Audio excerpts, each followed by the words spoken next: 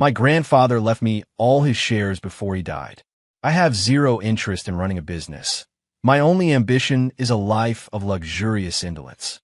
But I was only gone for 6 months. When I came back, I found the family had expanded. My father brought home a woman he claimed was the daughter of his long-lost love, now his goddaughter. My mother, never to be outdone, brought home 2 of her bastard sons. That's my parents for you. The twisted product of a merger marriage. After having me, their contractual obligation, they went their separate ways, both of them versatile players who enjoyed every position on the field. I never cared what they did. My grandfather raised me. I have no feelings for them. But this was a blatant cash grab. And for that, they shouldn't be surprised when I decide to show my teeth. My parents' marriage was a business deal. Having me was just another line item in the contract. Once that was checked off, they went back to their own lives, both of them equal opportunity connoisseurs of infidelity. That's why my grandfather, the man who actually raised me, bypassed his unreliable son and left all his shares in the company to me. I don't care about business. After making it clear to the board who was in charge, I handed the reins of the corporation to my management team. Then I took off. For 6 months, I traveled. Now I was home. The moment I stepped through the door, I saw the housekeeper's nervous expression, the way she wanted to say something but couldn't. Right? I didn't even have to ask. Mom and Dad were at it again. I heard voices from the dining room and headed that way, finding 5 people seated around a massive mahogany table.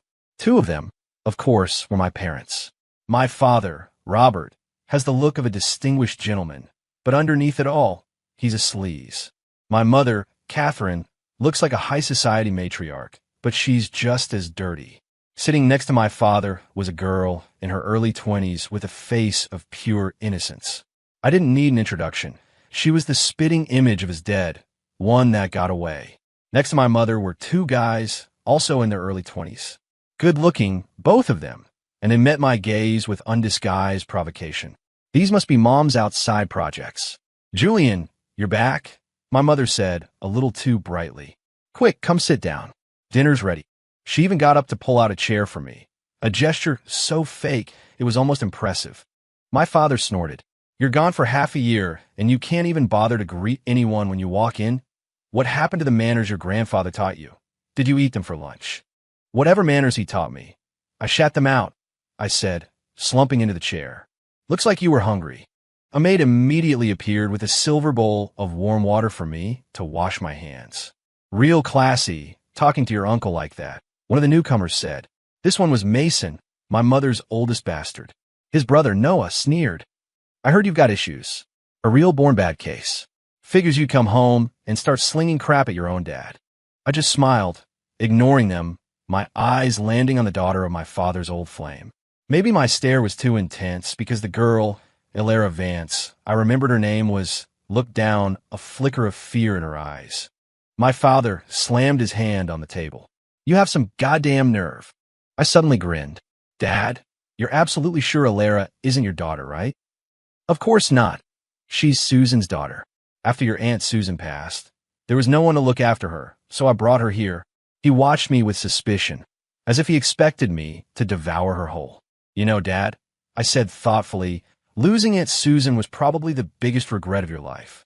But I don't think one generation's regrets should carry over to the next. Elara seems nice enough. Why don't I just marry her? The words hung in the air. My father's face went from red to a pasty white. Elara's eyes filled with tears, her perfect little world crumbling. Bang! Mason slammed his bowl on the table. He shot to his feet, pointing a finger at me. Julian Caldwell, you son of a bitch, are you trying to die? Do you have any idea how long I've been trying to get with Elara? Fantastic. This family was already a train wreck, and now it was a multi-car pileup. My mother's bastard son was in love with my father's dead girlfriend's daughter. And who the hell was this Mason kid to point his finger at me? I ignored him and looked at my mother. You can get your dog on a leash. Julian, look. My mother forced a placating smile. Mason really did start pursuing Elara first. Just don't make a mess, okay? For my sake, can you do this for me? Mom, you don't have to beg him. Noah stood up now, too. We weren't here before. That's the only reason he got to throw his weight around. Now that we're back, he'd better learn to kneel. Mason seized the momentum. Forget about Alara. And while you're at it, you can call the office and arrange positions for us. I'll take a general manager spot. My brother can be vice president. I raised an eyebrow at that, a slow smile spreading across my face. Sure, I said. I'll take care of it. If this was just family drama, I couldn't be bothered. But a play for the corporation, that was a direct attack on my money. Before my grandfather died, he held my hand and told me to never, ever let go of the company. If I did, my heartless parents wouldn't think twice about leaving me to rot. To use a cliche from some trashy novel, they were treading on sacred ground. Fine. If they wanted war, they'd get one. I'm going to my room to rest, I announced, dropping my napkin. I could feel the collective sigh of relief from my parents. Their stress levels dropped by half. But just as I turned to leave, Mason's voice cut through the air. Did I say you could leave? I turned back slowly. Is there something else? Julian, you're a loose cannon. Everyone knows you're unstable. You think you can run a corporation? He sneered. You can't. We can. We got the skills. Just sign the shares over to us. I looked at my mother. Did you teach him that? Julian, just give me a break here, she said, her smile now a pained grimace. You're making things very difficult for me. I see. I gave him an inch, and now they thought they owned the place. I smiled and nodded, placing my hands flat on the edge of the heavy mahogany table. If it's difficult, I said softly, then let's just end it. With a roar, I flipped the table. An entire feast of roasted chicken, potatoes, gravy, and wine went flying, splattering across their designer clothes. Screams erupted. The only person who remained calm was the housekeeper. She'd seen this before. Everyone says I'm a psychopath. It's a rumor my grandfather encouraged me to cultivate. He told me if I wasn't ruthless, my parents would eat me alive. So, I learned to fight back. Over time, the legend grew, and now everyone believes it. While they were still in shock, I held out my hand. A maid instantly stepped forward and placed a heavy cast-iron skillet in my grasp. Before they could process what was happening, I charged. Mason, recovering first, lunged at me. I swung the skillet like a tennis racket, connecting squarely with the side of his face. He let out a choked scream and crumpled to the floor. Silence. No one else dared to move. I walked over and planted my foot on Mason's chest. You keep calling me a psychopath, I said, my voice dangerously low. You should know what a psychopath is capable of. So where did you get the balls to provoke me? Did my whore of a mother forget to give you a brain when she birthed you? Call the police. Noah shrieked. He's assaulting him. Call the police and have him arrested. What's the matter? Jealous he got hit and you didn't? Eager for your turn?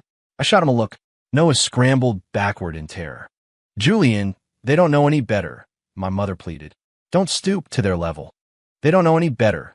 What about you? You're a 50-year-old woman. Have you learned nothing? You brought your bastard into my house without so much as a word to me. And now they're barking orders. Has it been so long since I put you in your place that you've forgotten who I am? Julian Caldwell. That is your mother you're talking to, my father bellowed. Clang. I swung the skillet in a backhand arc. He threw his arm up to block it, a move so practiced it was almost sad. He was used to this. You.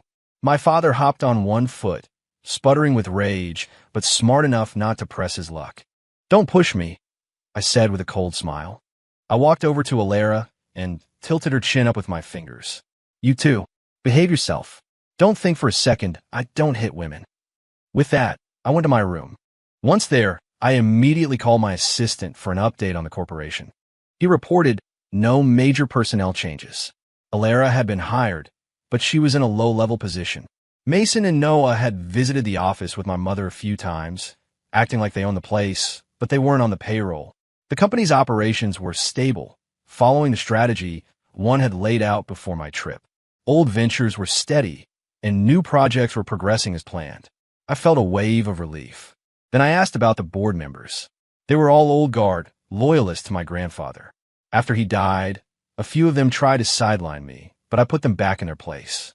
Still, I knew they were opportunists. With my parents bringing in new players, they had to be getting ideas. But my assistant said the board was quiet. Too quiet. No news is bad news.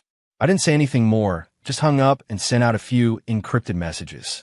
Then I started making calls to key partners just to shore up relationships. This is why I hate business. The constant scheming, the endless games. It's exhausting, and I am, at my core, a very lazy person. I worked until nightfall, having dinner sent up to my room. With nothing else to do, I pulled up the live feed from the house's security cameras. It didn't take long to find them. 3 of them were in the home theater: Mason, Noah, and Alara. Alara, don't be afraid, Mason said, his face swollen to twice its normal size. I can protect you. What you two want is your business, Alara replied, her voice cold as ice. I'm not like you. You're here for the inheritance. I'm here for revenge. I don't want a single penny of their money. I just want Julian Caldwell dead. After dropping that bomb, she stood up and walked out. She wants me dead? For revenge. What did I ever do to her? Her demeanor was a complete 180 from the timid girl at the dinner table. Interesting. I was very curious to see what she had planned. A few minutes later, Alara was back in her bedroom. She locked the door, then turned and saw me standing behind it. You! She started to scream, but I clamped a hand over her mouth. You want me dead? I murmured, my eyes narrowed. Revenge. Tell me, what crime did I commit against you? Her eyes widened in shock. She was smart. She must have instantly realized the house was wired for sound and video. If you want to talk like adults, blink, I said with a smile. She blinked. Those big, innocent eyes were surprisingly captivating up close. I released her and walked over to her bed, patting the mattress. Come on, let's talk details. A muscle twitched in her jaw, but she kept her composure. From your reaction, you weren't lying. You really don't know why I want to kill you. No idea, I said, shaking my head. Alara nodded slowly, her expression grim. Then your father was lying to me. He told me you were responsible for my mother's death. The only motive I'd have for hurting your mother would be to get back at my father. And as you've seen, I couldn't care less about either of my parents. I said, and since you're not his daughter, you're no threat to me. So let me ask you a question. After your mother died, who benefited the most? After my father died, it was your father who helped manage our family's business, she reasoned, thinking aloud. The company shares are in my name now, but Robert controls all the key projects. That's why he arranged for me to work at your corporation. On the surface, he was giving me a chance at revenge, but in reality, he was sidelining me from my own company. As she pieced it together, a raw hatred filled her eyes. Still, she looked at me and said, I'll do my own investigation. I can't take you at your word. My offer to help stands, I said. My work here was done. I stood up to leave. Seriously, my father is the kind of bastard who won't lift a finger unless there's something in it for him. Why would he risk getting his ass kicked by me to bring Alara into our home? He was playing a bigger game. The next morning, I arrived at the office early. The board meeting started half an hour later. The directors filed in, asking about my trip, and I gave them a few generic answers. Once everyone was present, the meeting officially began.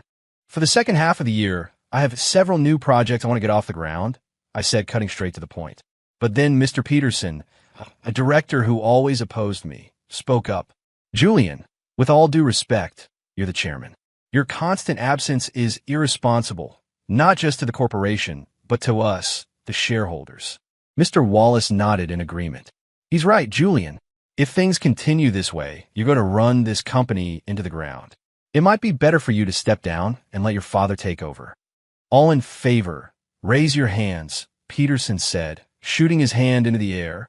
So this was it. A coordinated coup to remove me as chairman. Wallace raised his hand, along with several other directors in their circle. The rest of the board, aside from my few loyalists, remained neutral, waiting to see which way the wind would blow. Just then, the doors to the conference room swung open. My parents walked in, followed by Mason, Noah, and Alara. Mason's face had somehow managed to swell even more overnight. He looked like a prize pig. My father adopted a look of profound disappointment. Julian, you're just not fit for this role. When you're upset, you beat your brother into this state. What happens when you're in a bad mood with a business partner? Are you going to assault them too? My mother chimed in. As Julian's mother, I can tell you all responsibly that he is unstable. He is cruel, manipulative, and lacks basic humanity. He is not fit to sit in that chair. Mason started to cry, fat tears rolling down his swollen cheeks. Yesterday, all I did was take a piece of chicken from a platter near him, and he attacked me. How can a man like that lead a corporation? Noah pointed at Alara, and the moment he got home, He started harassing Alara. If we hadn't been there to stop him, God knows what would have happened. This man is a criminal. He has no business running anything. All eyes turned to Alara. It felt like her word would be the final nail in my coffin. He was just joking around with me, Alara said, stunning everyone in the room. She walked over to me, stood behind my chair, and placed a hand on my shoulder. Actually, I kind of like him. He's tall and handsome. She leaned down and whispered, "You should probably touch my hand right now if you want this to look real." I casually reached up and gave her hand a squeeze.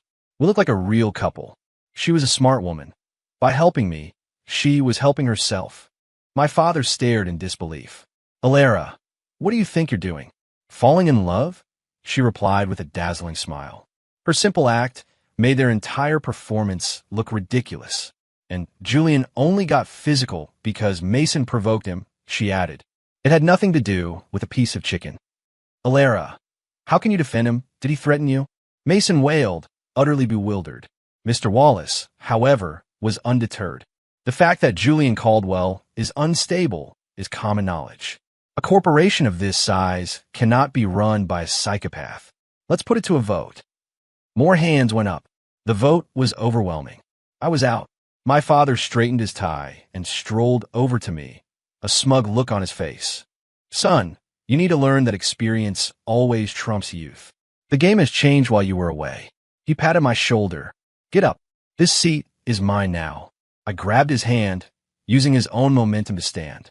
Then, in a single fluid motion that shocked everyone, I executed a perfect shoulder throw.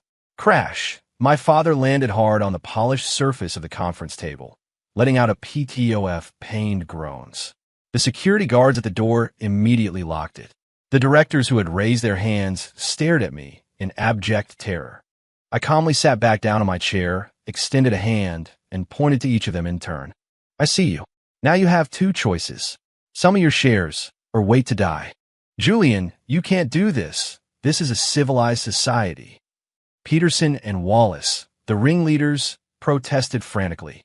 "You're right, it is," I said. "And in a civilized society, we have records.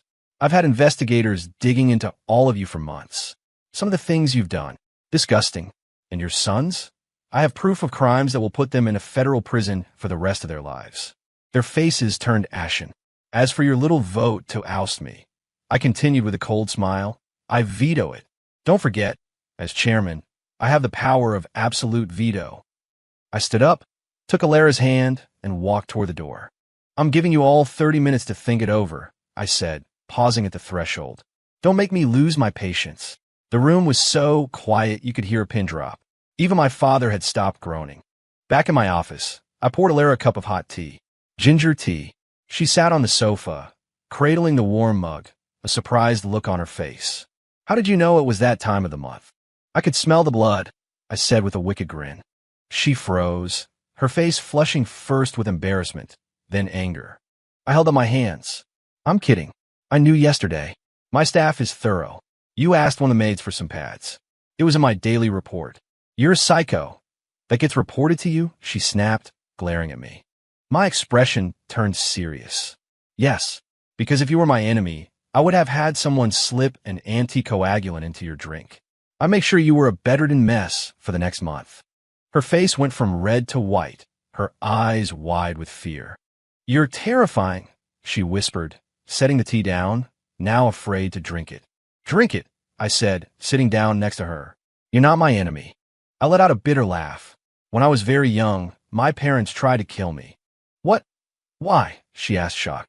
"That's monstrous. I was raised by my grandfather. I have no bond with them. I wasn't even supposed to be raised by him, but they were too busy screwing around to ever be home," I explained. "And if they can't control me, they can't control my inheritance. Grandfather made it clear the shares were coming to me. So if I died, everything would go to them. When you spend your childhood worrying your own parents are going to murder you, you learn to become the biggest monster in the room just to survive." Alara looked at me for a long time, her expression softening. "Okay, stop. Any more of that, and you'll trigger my maternal instincts. You're even more pathetic than I am. At least, despite my mom's affair with your dad, both my parents actually loved me."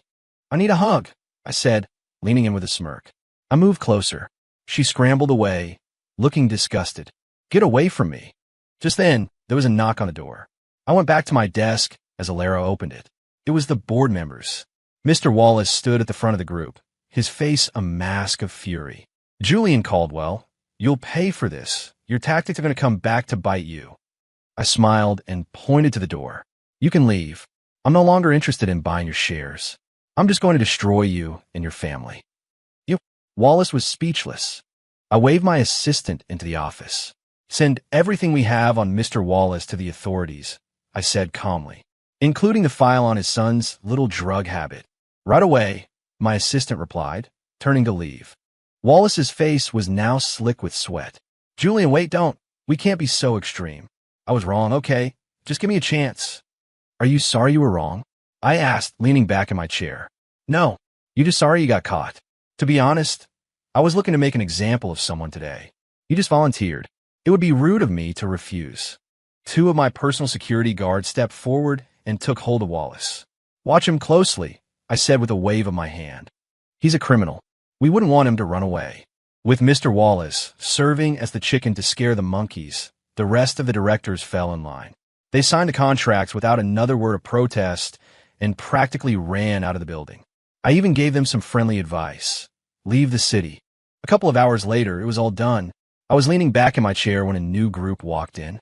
My parents, with Mason and Noah in tow. Everyone thought my parents were enemies, but I knew the truth. They played their own games, but when it came to money and power, they were a united front. My father had been my mother's attack dog when she was fighting her siblings for her family's inheritance. And my mother had been secretly helping my father in his attempts to wrest the shares from me. Mason glared at Alara, who was standing behind me. Alara, why are you on his side? I don't get it. I really like you. Alara didn't answer, simply began to gently massage my shoulders. We looked like a power couple. I glanced at Mason, then turned my gaze to my mother. This bastard you spawned is a real piece of work. Even now, he's whining about a girl. Did you really forget to give him a brain? My mother's face tightened. She shot Mason a death glare. Shut up. He flinched and fell silent, clearly more afraid of her than me. I lit a cigarette. You've all seen what I'm capable of, I said, exhaling a stream of smoke. I can use those same methods on you at any time. So stop bothering me. Consider this my one and only warning. Mason looked like he wanted to argue, but Noah held him back. My father just stood there mute. Finally, he pointed a trembling finger at Alara. You ungrateful brat, he spat. My mother's tone, however, softened. Julian, we're done. We won't fight you anymore. We're going to sell off our assets and leave. Good, I nodded. It seemed like the best possible outcome. But in the days that followed, my father made his move. He didn't dare come after me directly, so he attacked Alara's company. He controlled the supply chains for several of her core businesses, and he was squeezing her hard, clearly aiming to kill the company. I wasn't idle either. His resources were nothing compared to mine. With a few quiet, strategic moves, I cut him out of the game entirely. At home, he was a thundercloud of repressed rage. He wouldn't say a word to me, but he'd snarl insults at Alara whenever he saw her. Eventually, I just started keeping her with me at all times, even having her stay in my room at night. I'm no saint.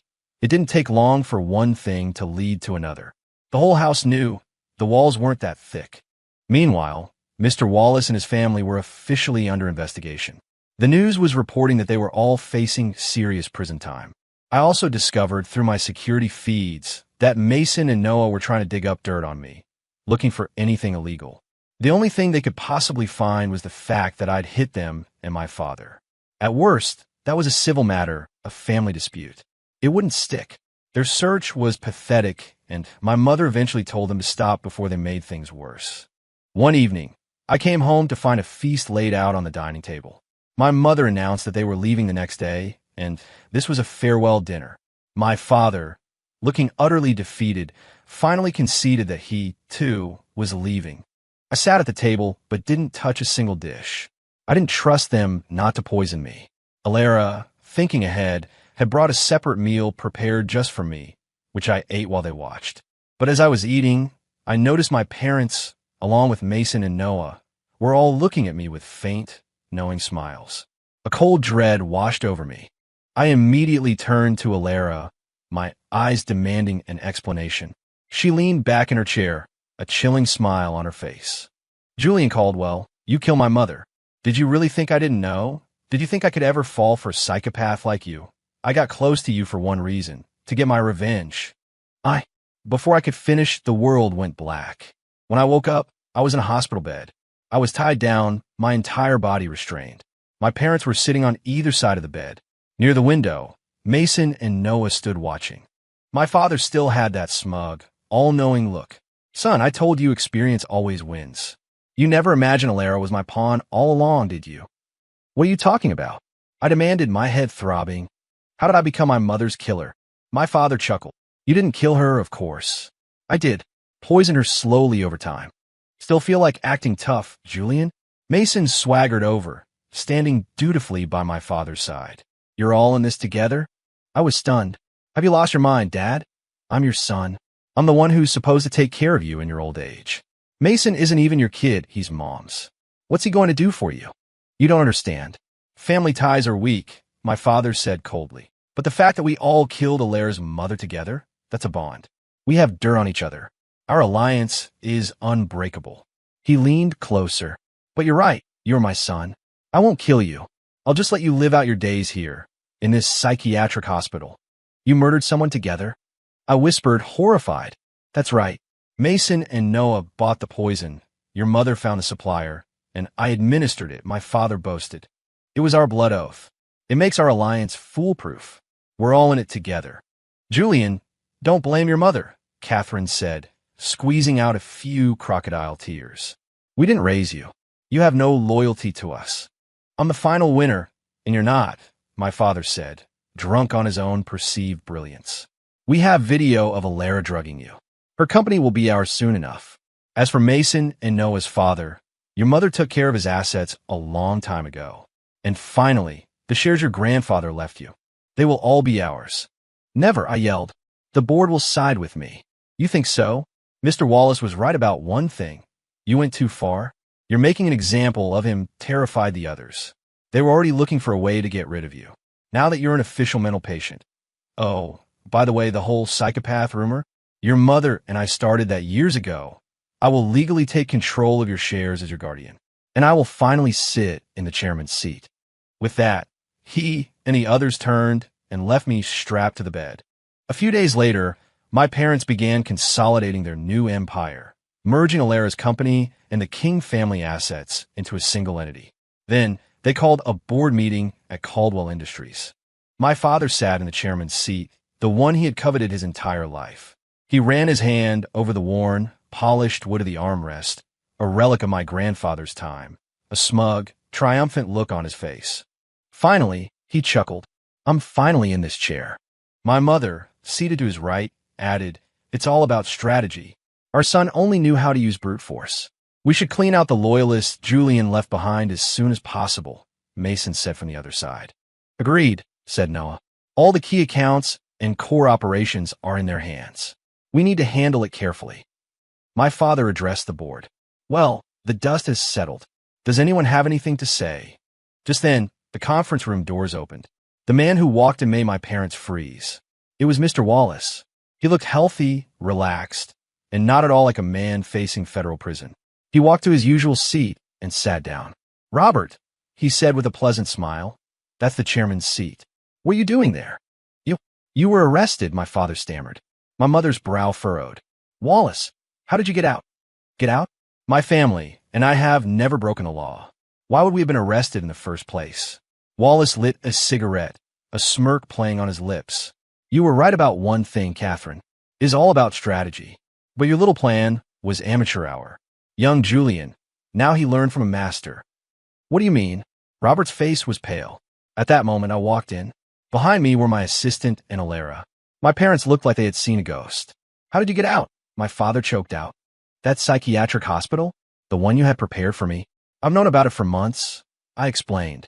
While I was away this past half year, my assistant was doing a deep dive on the hospital's entire management team. A little bribery, a little blackmail. They were my people long before I ever set foot in there. I may be lazy, but I'm not stupid. My grandfather was a titan. You really think after all his years of teaching me, I'd be as simple-minded as you? All along, my 6-month absence wasn't for a vacation. It was the most crucial stage of my plan. Two of my security guards stepped forward, lifted my father out of the chairman's chair, and deposited him on the floor. I sat down, and Alara took her place behind me, her hands resting on my shoulders. "I could have crushed you the day I came back," I said. But then I learned about Alara's situation, and I wanted to help her get to the truth. That's what took so long. I have to thank you for your little confession at the hospital. It gave my investigators everything they needed. We have a proof now. Their faces crumbled. "And Mr. Peterson and Mr. Wallace?" I continued. "From the day I took over, they've been my most vocal opponents. I knew someone would play that role. So why not make them my own people?" I gestured to my assistant. "Everyone, allow me to introduce Alex Wallace, Mr. Wallace's son, who was kidnapped as a child." You've been planning this for years," my father whispered, defeated. My mother was speechless. Mason and Noah looked like their brains had short-circuited. This game was leagues above their understanding. "When I was 7, you took me to an amusement park. I was nearly taken by a kidnapper. If grandfather hadn't sent bodyguards to watch me secretly, I'd have been gone," I said, my voice flat and devoid of emotion. "When I was 10, you took me out to eat. The garnish on one of the dishes was a poisonous flower. I accidentally knocked the plate off the table. When I was 13, at grandfather's birthday party, a guard dog suddenly broke loose and charged me. I dodged it and choked it to death with my bare hands. When I was 18, during my driver's test, a dump truck tried to run me off the road. I survived because I could jump from the car just in time. You've been trying to kill me my whole life. If I hadn't started planning ahead, I'd be dead." "I don't know what you're talking about," my father denied, his face a ghastly white. My mother started sobbing. "Julian, I gave birth to you. How could I ever harm you?" "Every action leaves a trace," I said calmly. "You thought you covered your tracks, but I never stopped looking. I have evidence for everything." Then I looked directly at my mother. "And what about the other son? The one you and Dad secretly had, 3 years younger than me? You might have been able to hide him from these two idiots," I said, gesturing to Mason and Noah. "But did you really think you could hide him from me?" That broke them. They started to tremble uncontrollably. "Julian, you can't hurt your brother. He's your real brother," my mother shrieked, falling to her knees. My father finally broke. "We give up. We really give up this time. Please, just leave my son alone." I let out a long, weary sigh. "Funny, I'm your son too." Having parents was more dangerous than being an orphan. Mason and Noah's faces had twisted with rage. "Mom, you were just using us?" Mason yelled. Noah gritted his teeth. "And we helped you go against our own father for this." "See? Dogs turning on each other." Alara finally spoke. "I played my part in your little drama. Now it's time for you to face the consequences." My father's public condemnation of Alara as ungrateful had all been part of the act. He had no idea she and I had already formed an alliance in her bedroom that first night.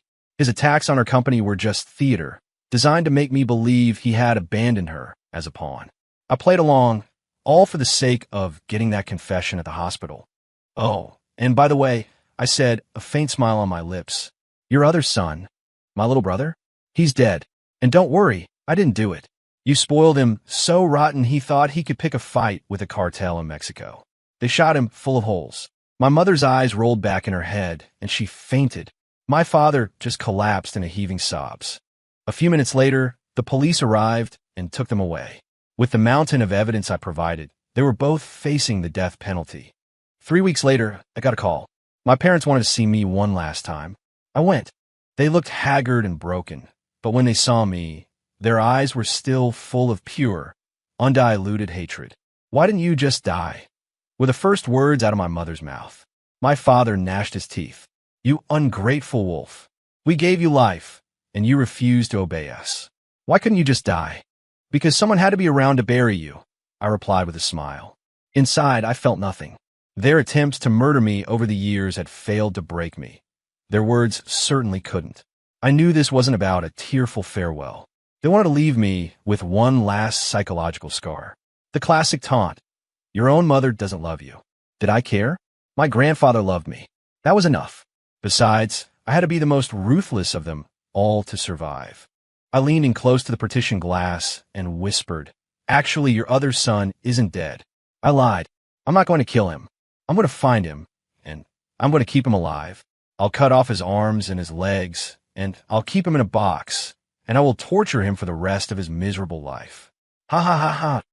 Yeah ha, my mother screamed, clawing at her own face. My father slammed his fist against the glass. You can't do that. You monster.